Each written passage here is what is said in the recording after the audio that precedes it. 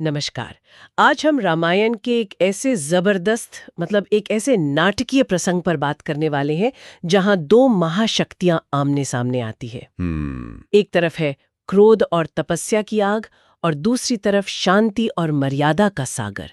हम बात कर रहे हैं श्री राम और परशुराम के संवाद की। बहुत ही दिलचस्प विषय है ये। हाँ, हमारे पास जो स्रोत है उसका शीर्षक है the divine dialogue, from arrogance to grace, यानी अहंकार से विनय तक की एक महान कथा। अहंकार से विनय तक। और आज हमारा मिशन सिर्फ इस कहानी को दोहराना नहीं है, बल्कि इसकी साइकोलॉजी में उतरना है। ये समझने की कोशिश है कि जब दो अलग अलग तरह की शक्तियां टकराती हैं तो होता क्या है। और ये रामायण का एक बहुत ही एक क्रिटिकल मोड है। इसे सिर्फ एक घटना की तरह देखना गलत होगा। बिल्कुल। ये दरअसल दो युगों का संगम है। एक युग जो अपनी तपस्या और बल से न्याय करता था, और दूसरा युग जो मर्यादा और धर्म से दुनिया को रास्ता दिखाएगा। वाओ! ये दो अवतारों का आमना सामना है, और इस संवाद में क्रोध, शक्ति, अहंकार और विनम्रता के बहुत गहरे पाठ छिपे हैं। तो चलिए इस संवाद की गहराइयों में उतरते हैं। कहानी का मंच तैयार है जनकपुर में, सीता स्वयंवर के ठीक बाद। माहौल एकदम जश्न का है। हाँ, श्री राम ने भगवान शिव का वो दिव्य धनुष तोड़ दिया है जिसे कोई हिला तक नहीं पाया था। पूरे दरबार में जय जयकार हो रही है, और फिर अचानक जैसे किसी फिल्म का सीन हो, सब कुछ बदल जाता है। एकदम से एक भयंकर गर्जना होती है और उस जश्न के माहौल में एक डरावनी खामोशी छा जाती है। ये बहुत नाटकीय मोड़ है। वो उत्सव का माहौल बिल्कुल एक पल में भय और आशंका में बदल जाता है। हाँ। ऐसा लगता है जैसे किसी ने प्रकृति के किसी नियम को तोड़ा हो और अब प्रकृति खुद उसका हिसाब लेने आई है। वो गर्जना सिर्फ एक आवाज नहीं थी, वो एक चेतावनी थी। बिल्कुल। और उसी चेतावनी के साथ एंट्री होती है परशुराम की। स्रोत उनके रूप का बड़ा जबरदस्त वर्णन करता है। क्रोध से दहकती आंखें, चेहरे पर हजारों साल की तपस्या का तेज, और हाथ में उनका वो प्रसिद्ध फरसा। हाँ, उनकी आवाज पूरे सभागृह में गूंजती है। किसने ये दुस्साहस किया है? मेरे आराध्य, मेरे गुरु भगवान शिव का धनुष किसने तोड़ा है? और उस आवाज को सुनकर सब चुप। सारे राजा महाराजा जो कुछ देर पहले तक अपनी वीरता की बातें कर रहे थे, वो सब के सब कांपने लगते हैं। एकदम सन्नाटा। यहाँ परशुराम के किरदार को समझना बहुत जरूरी है। स्रोत हमें बताता है कि वो सिर्फ एक गुस्सैल ऋषि नहीं है। अच्छा। उनका गुस्सा निजी नहीं है, वो अपने गुरु भगवान शिव के अपमान से पैदा हुआ है। उनका पूरा वजूद, उनकी पहचान, उनकी शक्ति और उनकी उपलब्धियों से बनी है। जब वो कहते हैं मैं भृगुकुल का परशुराम हूं, 21 बार इस पृथ्वी को क्षत्रियों से विहीन कर चुका हूं, तो वो सिर्फ डरा नहीं रहे हैं, वो अपना बायोडाटा बता रहे हैं। ये तो आज के जमाने जैसा ही है, जैसे कोई कहता है मैं फलां कंपनी का सीईओ हूं, या मैंने इतने अवार्ड जीते हैं। बिल्कुल सही पकड़ा आपने। मतलब उनकी पहचान उनके काम से है, उनके होने से नहीं। हाँ, उनका अहंकार कमाया हुआ अहंकार है, जिसे अर्न्ड एरोगेंस कह सकते हैं। उन्होंने अपनी तपस्या और बल से जो हासिल किया है वही उनकी पहचान है। सही बात है। और इसीलिए जब कोई उस पहचान के स्रोत यानी उनके गुरु के प्रतीक शिव धनुष को तोड़ता है, तो वो उसे एक व्यक्तिगत हमले की तरह देखते हैं।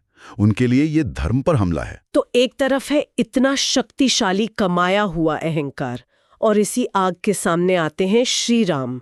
यहाँ से कहानी का वो हिस्सा शुरू होता है जो मुझे हमेशा हैरान करता है। श्री राम का जवाब। हाँ, उनका शांत और विनम्र जवाब। और यही इस संवाद का सबसे दिलचस्प हिस्सा है। जहां परशुराम क्रोध की भट्टी की तरह दहक रहे हैं, वहीं श्री राम एकदम शांत झील की तरह आगे बढ़ते हैं।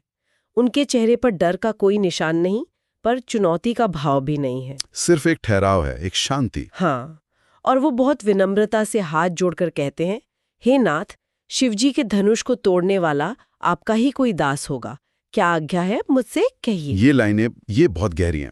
श्री राम ने यहाँ ये नहीं कहा कि मैंने तोड़ा है या गलती हो गई। नहीं, उन्होंने कहा जिसने भी तोड़ा है वो आपका दास है। उन्होंने सीधे टकराव की जगह एक संबंध स्थापित करने की कोशिश की। बिल्कुल, वो जिम्मेदारी ले रहे हैं लेकिन विनम्रता के साथ। ये परशुराम के लिए एक बिल्कुल नया अनुभव था। नया अनुभव कैसे? मतलब उन्हें किस तरह के जवाब की उम्मीद रही होगी? देखिए, परशुराम का पूरा जीवन शक्ति के समीकरण पर चला है। उनके सामने या तो कोई डरता था या कोई लड़ता था। उन्हें अहंकार का जवाब अहंकार से और शक्ति का जवाब शक्ति से देना आता था। उन्होंने दुनिया को अपने बल और क्रोध से झुकाया था। लेकिन यहाँ पहली बार उनके सामने एक ऐसी शक्ति खड़ी थी जो पूरी तरह से विनय में लिपटी हुई थी। श्री राम का जवाब उनके सिस्टम को एक तरह से शॉर्ट सर्किट कर देता है। वाह, ये तो कमाल की बात है। मतलब श्री राम ने लड़ाई के नियम ही बदल दिए। हाँ, वो उस खेल को खेल ही नहीं रहे थे जो परशुराम खेलना चाहते थे। ये कुछ ऐसा है जैसे कोई आपको गाली दे और आप पलटकर पूछें, सब ठीक है, आप परेशान लग रहे हैं। बिल्कुल, सामने वाला हैरान रह जाएगा। वही हुआ होगा। श्री राम का ये तरीका टकराव को टालना नहीं, बल्कि उसे एक ऊंचे स्तर पर ले जाना था। ये मर्यादा का सर्वोच्च उदाहरण है। और यही चीज परशुराम को और भी ज्यादा उलझन में डाल देती है। उन्हें समझ नहीं आता कि इस शांति को वो कायरता समझें या आत्मविश्वास। और इसी उलझन से कहानी अपने चरमोत्कर्ष पर पहुंचती है ना? हाँ, वैष्णव धनुष की परीक्षा। हाँ, क्योंकि लक्ष्मण जी के कुछ व्यंग्य वाणों के बाद परशुराम का क्रोध और भड़क जाता है, लेकिन श्री राम स्थिति को संभालते हैं। सही। परशुराम अब भी पूरी तरह से आश्वस्त नहीं है।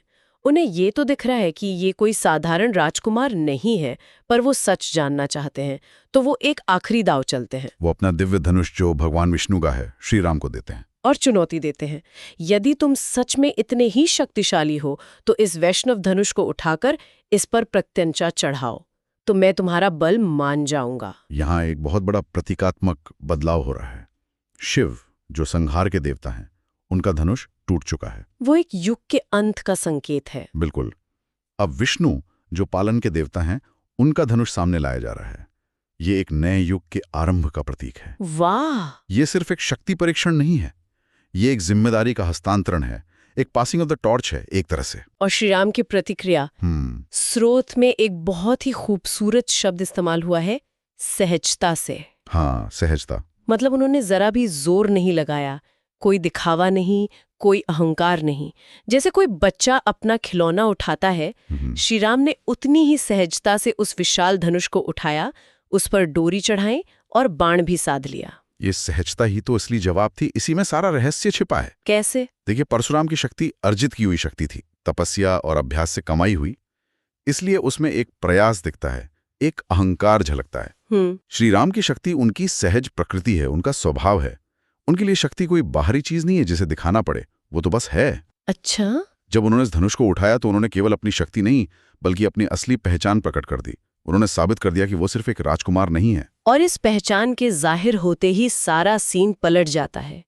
यहीं से हम कहानी के सबसे महत्वपूर्ण हिस्से में पहुंचते हैं, अहंकार का विसर्जन और सत्य का बोध।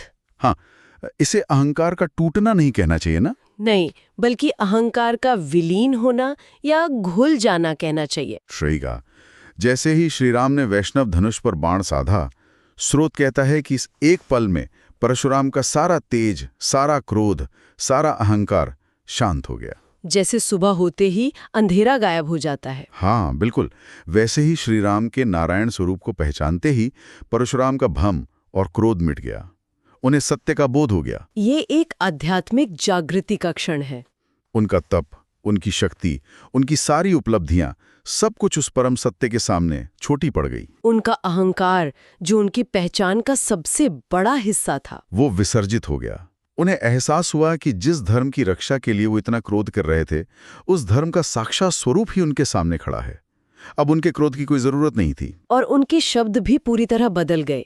जिस आवाज में कुछ देर पहले तक बिजली कड़क रही थी, अब उसमें गहरी विनम्रता थी। हाँ। उन्होंने हाथ जोड़कर कहा, प्रभु, मेरा अहंकार क्षमा करे, मैं समझ गया आप स्वयं नारायण हैं। और श्रीराम की प्रतिक्रिया भी उतनी ही सुंदर है। हाँ, उन्होंने कोई उपदेश नहीं दिया, कोई जीत का भाव नहीं दिखाया, बस मुस्कुराकर उन्हें प्रणाम किया और उनका सम्मान किया। स्रोत इस संवाद के दो अंतिम निष्कर्ष बताता है।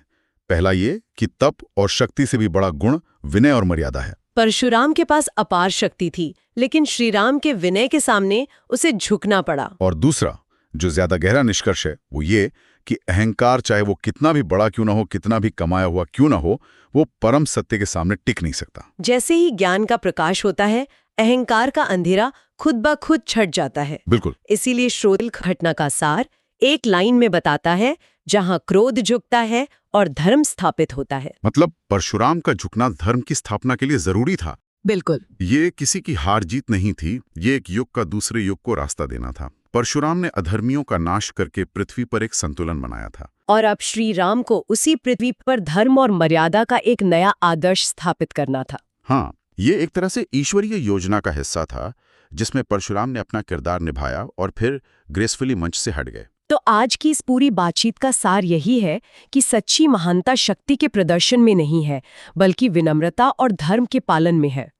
हमने देखा कि कैसे क्रोध और अहंकार का सामना जब शांति और विनय से होता है तो अहंकार को अंत में झुकना ही पड़ता है। श्री राम ने बिना कोई हथियार उठाए सिर्फ अपनी मर्यादा और सहजता से परशुराम के क्रोध को शांत नहीं किया, बल्कि उन्हें एक बड़ा सत्य दिखा दिया। और अंत में सभी के लिए एक विचार छोड़ना चाहूंगा जो इसी स्रोत से निकलता है।